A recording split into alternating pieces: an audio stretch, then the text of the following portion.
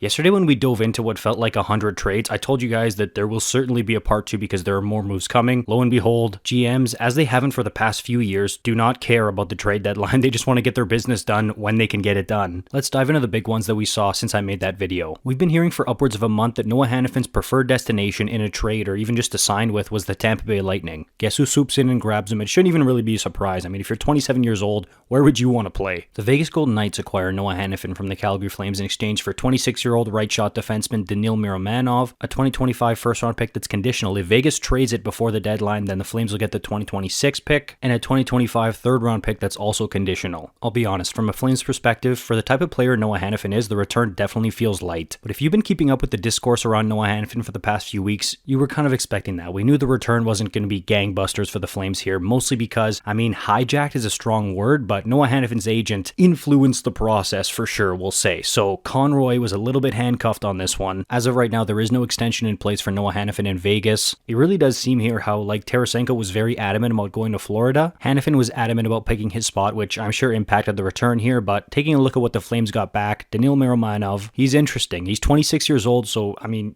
you can't really call him a prospect. He's played games in the NHL with Vegas, and he's played the right wing and defense, similar to, like, Dustin Byfuglien or Brent Burns. He's going to be fascinating, because clearly that was one of the key pieces that made Conroy say yes to this deal. Apparently he's more of an offensive defenseman, clearly, if he played right wing, so he's going to be interesting to keep an eye on. Also worth noting, miromanov signed a 2-year extension with the Flames at $1.25 million a year, and it sounds like he might be able to make his Flames debut on Saturday with the Flames against Florida. As for Hanifin, he's been amazing in Calgary this year. You put him in a defense core with Shea Theodore and Alex Pietrangelo, that's straight up scary. How many great players is Vegas going to be able to grab in trade or free agency here, man? It's getting pretty wild. Next up, after getting Ilya Lyubushkin, which is one of the most fun names to say in the NHL, the Leafs got back in on the action getting Joel Edmundson from Washington. They gave up a 2024 third and a 2025 fifth rounder. I really like Joel Edmundson as a player. Maybe it's just because I got a soft spot for defensive defensemen, but a big, rangy, strong, mean guy on defense. I love seeing that. He's a true defensive D-man who can munch up minutes and is physical. Definitely a huge help to guys like TJ Brody or Mark Giordano when he's healthy. Take some load off of them. He's not going to change the world on the back end for the Leafs or anything, but it's a really good piece that helps other guys slot in better. These types of guys, I love them come playoff time. I like this move a lot for the Leafs. As for the Caps, we're going through a bit of an identity crisis right now. It's just good asset management. They got him for a third and a seventh, and they flip him for a third and a fifth. Speaking of flipping, Chicago traded Anthony Beauvillier to the Preds for a fifth today in 2024. Beauvillier is interesting to me. I mean, he was a staple on Long Island for many years. Remember when he tried to shoot his shot with Anna Kendrick? Then he gets sent to Vancouver in the Bo Horvat trade. Has a good start there, but tails off. Then he gets dealt to Chicago for exactly what he got traded for today. He's becoming quite the journeyman, and hey, for Nashville, why wouldn't you take a flyer on this guy? Clearly they're buyers right now. They're playing really well. How about them? I mean, last year at this time, they were clearly sellers. They dumped guys like Tanner Jeannot, Mattias Ekholm, Nino Niederreiter. 1 year later, they bounced back with a rookie GM and Barry Trotz as buyers. Cool story. Chicago's stockpiling picks. They're trying to do everything they can to get Bedard some help, the poor kid. I shouldn't say that, actually. He's not going to be poor. He's going to be making like $12 million a year in a couple of years. Also, this one's not a trade, but for you Phil Kessel fans out there, Mr. Machinations himself, Chris Johnson, says that it sounds like things remain on track for Phil Kessel to sign with the Canucks before tomorrow's 3 p.m. Eastern trade deadline. He needs to be on the reserve list by that time in order to be eligible for the playoffs. I know he's nowhere near where he used to be, but I don't know why. I just have this gut feeling that he's going to score a big goal for the Canucks. I don't know where, I don't know when. I just feel like it's going to be him who gets a really big one. Also, remember how yesterday we talked about how Ken Holland shouldn't be done after acquiring Adam Henrique and Sam Carrick? He should be looking for a right shot defenseman to either take Cody Cece's role and or take some of the workload off of Vinny Desharnais. Well, that's exactly what he does today. He gets Troy Stecher from Arizona and a 7th round pick this year in exchange for a 4th round pick in 2027. I saw a lot of this guy in person when he played for the Flames last year. He's a good, mobile, number 5 or 6 defenseman on a good team like Edmonton is. This is exactly the type of move the Oilers need to make. I know Ken Holland catches some flack sometimes, but he did really well here and in getting a bona fide, really good third-line center in Adam Henrique yesterday. I think Oilers fans should be really happy with these two moves. Colorado's been probably the most fascinating team this entire deadline. Yesterday, they go make a big trade to get Casey Middlestat for Bowen Byram. They also give up a 1st-round pick and Ryan Johansson to get right shot D-man Sean Walker. 2 really big moves. And today, they made even more. First, they went out and got Brandon Duhaime from Minnesota, just a good 4th-line depth forward. He's the one who chirped Fleury, called him 50 years old in an interview earlier this year. Just a decent depth pickup by Colorado here. then maybe Nashville isn't as much of a buyer as I thought because they ship off Yakov Trenin, who's basically an ox on skates, to Colorado in exchange for 21-year-old left shot defensive prospect Jeremy Hansel and a third-round pick next year. Another good third or fourth line depth piece for Colorado, a mean dude out on the ice. In the playoffs, I could definitely see him playing an important role. He reminds me of Michael Furland. If you remember him, he played in the playoffs with Calgary. BXA called him Furkland. Trenin's that type of player. I like that from Colorado. They're really making some big moves here.